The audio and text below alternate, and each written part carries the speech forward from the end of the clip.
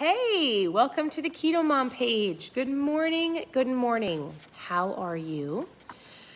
All right. I just got done with my workout. Actually, I didn't. Well, I did. I did a workout and then I got caught up in reading and then I was like, oh my goodness, I haven't done a live. So I'm here. Good morning. How are you doing? Where are you tuning in from? And for those of you who are just tuning in every single morning, we're going through a book. We're doing mindset mornings. And so I will tell you this. I was reading the book that we're going through this morning, Think and Grow Rich. We are going to wrap up chapter 3 that we're on. And I was thinking, man, this book is a great read. And I forgot it's a very wordy, I don't want to say hard. It's just like it's not a quick, understandable read. Does that make sense? So for a second, I was like, maybe this wasn't a good book to choose because it's very wordy. Actually, what I would say is this. It's not an easy book to explain to you if you don't physically have the book. So I'm going to do the best that I can to wrap up this chapter. But I will tell you this. In everything that I read, and everything that I'm learning from, I have piles of books that I'll just pick up and I'll just tell you the point of me reading, the point of me learning from people. Sometimes I'll pick up a book and I'm like, I like this book. I don't like this book. I can take a nugget from this book. The point of anything that I read or a podcast that I listen to or a live of somebody that I follow is for me to go, okay, there's got to be something within this that I can apply or I can take action, right? Because in anything that you're learning from somebody else, the point is not to just gain all this wisdom, but to put it into play, to put it into action, to do something with it. That is how you progress forward in your own goals, is you've got to do the work. And so I'm just going to tell you, with this book, it's wordy. It's written in the 1900s. It's an incredible book. And also it is a book that if you want to grab it and go through it yourself, it's a great book. It's not one that I can pick out a whole bunch of nuggets and go, hey, this is incredible. Yesterday I read an incredible poem. I think I'm actually going to reread it to you, and then I'll give you the basic overview of this chapter. And so the point of this book is he's going to give you 13 principles of success, 13 principles to have success. The first one was desire. The second one is faith. And if you tuned in yesterday, you heard me say it, but sometimes I feel like, well, there is a saying, whoever said it, whoever did the research, that you need to hear something 16 to 17 times before you actually get it and you take action on it or actually understand it. So, where are you tuning in from? Hold tight. I would say the book is full of story. There's a lot of numbers and a lot of smart things in this book, but you can grab the golden nuggets. And so this is what I read yesterday. I'm going to read it and then I'm going to recap the rest of the chapter. But he says, if you think you are beaten, you are. If you think you dare not, you don't. If you like to win, but you think you can't, it is almost certain you won't. If you think you'll lose, you've lost, for out of the world will find success begins with the fellow's will. It's all the state of mind. If you think you are outclassed, you are. You've got to think high to rise. You've got to be sure of yourself before you can ever win a prize. You've got to be sure of yourself. Life's battle doesn't always go to the strongest or the fastest man, but sooner or later the man who wins is the man who thinks he can.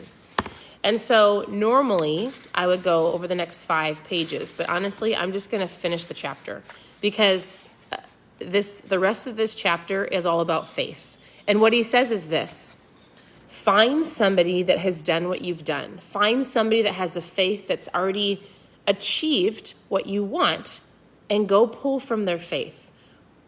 What did they do?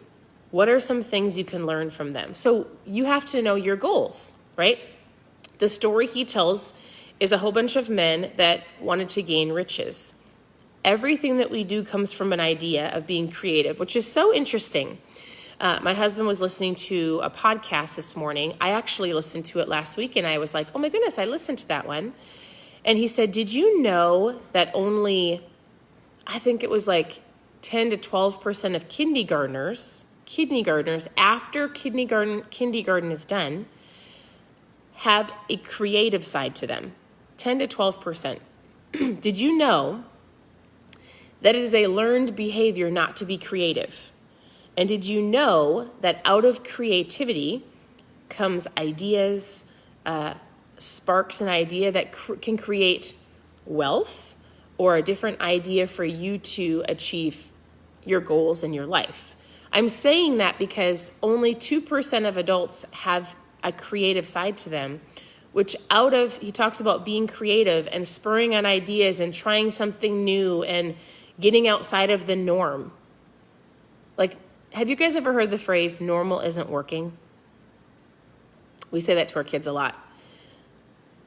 I don't feel like our family is normal.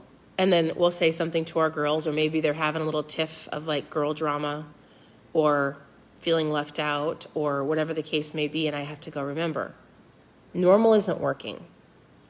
It's not. If you look at the world, and we don't need to get into all that has to go on, that's going on right now. My encouragement to you is this: use your mind. It starts in your mind. Do you see it? Do you believe it? Do you believe in yourself? And if you don't, find those who believe in themselves and glean from them, learn from them. What are they doing? And most likely, they are reading. They are learning from others. They're listening. They're paying attention to what they're putting in, and what's coming out of them is the overflow of what they're learning. If you aren't learning, and if you're not growing, and if you're not seeking what other people have done to get to where you want to go, then guess what? You're not going to get there. That's what the poem said. So basically the rest of the chapter, and it's kind of long, is an incredible story of one man talking to a whole bunch of other men. And the story is creating, out of the whole story was the creation of, he says it, was the creation of the United States Steel Corporation. Is it super interesting? It just depends on what you think is interesting. But out of the entire story, he says this: the man who created it was a non-known, nobody knew him. He wasn't a famous person, but he had an idea. He was using his brain. He saw something, he believed he could do it no matter what anybody else said.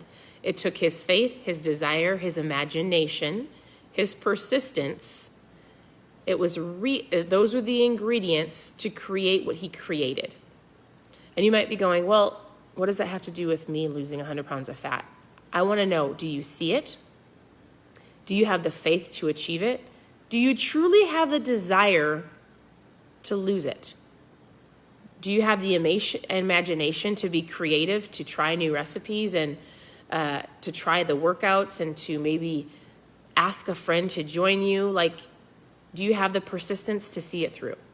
Do you have the faith? Do you have the desire? Do you see it? Do you have the persistence? Because if you don't, like any person that you see, I would say right now on social media, on Instagram, on Facebook, on TikTok, wherever you're following people, the formula to achieve a dream, a goal, a desire is faith, desire, imagination, persistence. Like, and maybe you would say consistency. Do you have the grit? People that have achieved the things that you want have gone through those minefields. They've probably stepped on the mines. They've failed. They've gotten back up and they keep going. That's why it's so important and why it's so valuable for you to learn from others, because I can't remember the saying, and our CEO said it a lot, like, follow those people that have already gone through the minefield so you're not stepping on them. They've already done it. Learn from them and you can go further faster. Right?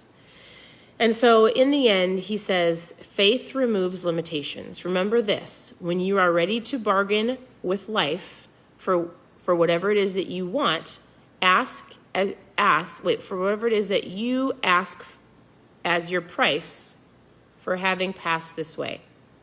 He says things so interesting. Remember that whenever you're ready to bargain with life for whatever it is that you ask as your price for having passed this way. He says, remember this, everything is formed in your thoughts.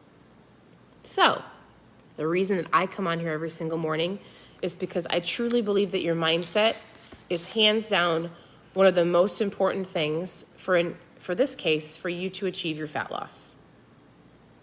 If you don't see it, if you don't believe it, if you don't really have the burning desire to achieve it, if you don't have the persistence and the consistency, you're kind of creating a mindless battle for yourself of over and over and go after it and then fail and then discouragement and then try again. Like, stop for a second and go, what do I want? What does it take within me to get it? Am I going to be consistent? Am I going to really go after it? Do I really want it? Or is it your spouse that wants it for you? Or your neighbor, or your friend, or your best friend, or your mom? You have to want it for yourself. It's the same thing with pushing our kids in anything, right?